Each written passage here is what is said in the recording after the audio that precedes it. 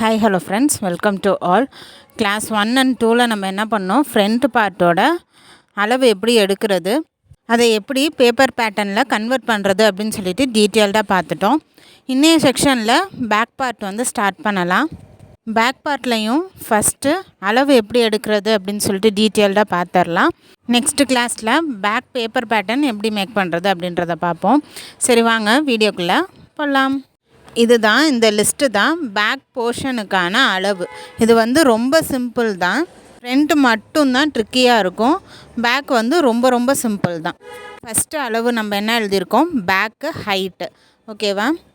நான் சொன்னேன் இல்லையா, ஃபஸ்ட்டு கிளாஸ்லேயே பேக் ஹூக்கை வச்சு தான் ஃப்ரண்ட் ஹூக்காக நம்ம கன்வெர்ட் பண்ண போகிறோம் அப்படின்னு சொன்னேன்.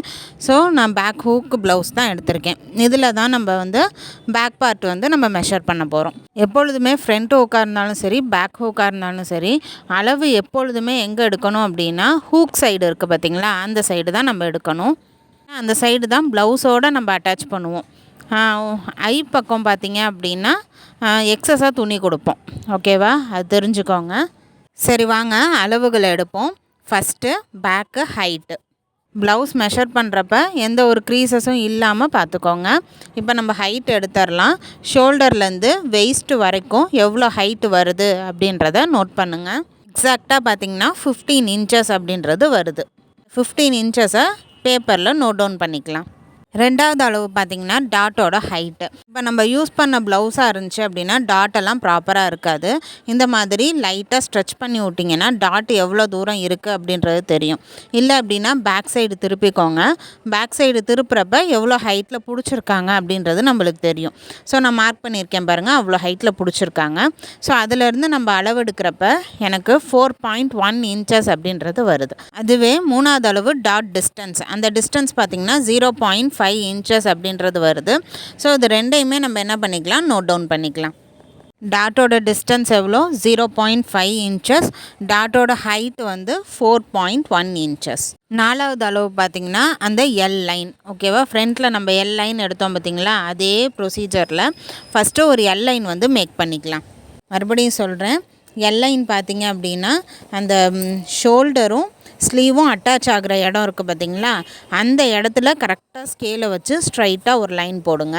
அடுத்ததாக ஸ்லீவை லைட்டாக லிஃப்ட் பண்ணுங்கள். மேல் நோக்கி தூக்குனீங்க அப்படின்னா க்ரீசஸ் இல்லாமல் இருக்கும். அந்த இடத்துல நம்ம என்ன பண்ணணும், இன்னொரு லைன் வந்து ஹரிசாண்டல் லைனாக போட்டுருங்க. இப்போ வந்து எல் லைன் வந்து ஃபார்ம் ஆயிருச்சு. இப்போ நம்ம என்ன ஃபோர்த்தாக அளவு எடுக்கணும்னு பார்த்திங்கன்னா ஆர்ம் லென்த்து ஹைட்டு. ஓகேவா? நம்ம வேர்ட்டிக்கலாக ஒரு லைன் போட்டோம்ல, ஃபஸ்ட்டு லைனு, அதை வந்து மெஷர் பண்ணுங்கள். மெஷர் பண்ணுறப்ப கரெக்டாக 6.75 inches அப்படின்றது வருது. ஃப்ரண்ட்டில் பார்த்திங்கன்னா 6.1 inchesன்றது வந்துச்சு. பேக்கில் வந்து 6.75 inches அப்படின்றது வருது. கண்டிப்பாக பேக்குக்கும் ஃப்ரண்ட்டுக்கும் இதில் வந்து டிஃப்ரென்ஸ் வருது. அதனால தான் தனித்தனியாக நம்ம வந்து அளவு எடுத்துக்கிட்டோம். அடுத்ததான் ஆர்ம் கர்வ் டிஸ்டன்ஸ் லைன் அப்படின்றது இங்கே நான் வைக்கிறேன் பார்த்திங்களா, இந்த லைன், அதாவது அந்த கர்வ் வந்து எந்த டிஸ்டன்ஸில் போட்டிருக்காங்க அப்படின்றது, அது வந்து 1.75 inches அப்படின்றது வந்துச்சு. இந்த ரெண்டு மெஷர்மெண்ட்டையும் பேப்பரில் நோட் டவுன் பண்ணிக்கலாம். ஆர்ம் லென்த் ஹைட்டு 6.75 inchesனும் ஆர்ம் கர்வ் டிஸ்டன்ஸ் லைன் வந்து 1.75 inchesனும் வந்தது. அடுத்த மெஷர்மெண்ட் பார்த்திங்கன்னா பஸ்ட்டு ரவுண்டு.